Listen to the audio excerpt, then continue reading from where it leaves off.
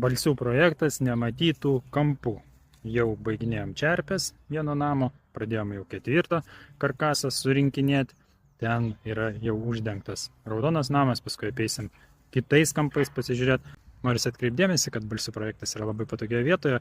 Priešais mane yra pagrindinė gatvė einanti nuo Žaliųjų ežerų ir ten yra Maxima. Labai lengva atpažinti ir surasti. Štai taip projektas atrodo nuo Maximos aikštelės. Sukamės. Čia va, matom Maximą. O čia projektas. O dabar pasižiūrėkim pačių namų išdėstymą. Namai 4 bus va tai va išdėstyti, kas yra labai patogu ir ne kiekvienam projektą rasit, kad terasos prie kiekvieno namo bus atskiros. Tai yra, jūs nematysit savo kaimyno išėję į terasą. Va čia va, šiuo atveju, ne, gaunasi, kad čia nėra kaiminystės. Kito namo terasa va žiūrės į va šituos laukus. Ir gaunasi taip, kad kaimynai šitie du viens kito terasoje nematys. Manau, tai yra patogu.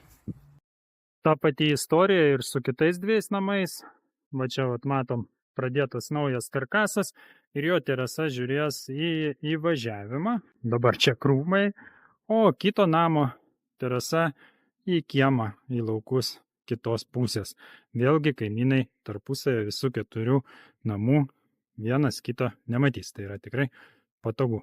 Štai taip atrodys vaizdas pro naujai statomų karkaso langą į vidinį kiemą. Čia namukas, va čia vat langelis ir matysim vidinį kiemą. Ten įvažiavimas.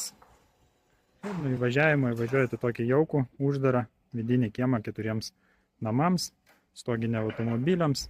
2 automobiliai, vienas vienam namui, kitas kitam namui, atrodo viskas patogiai.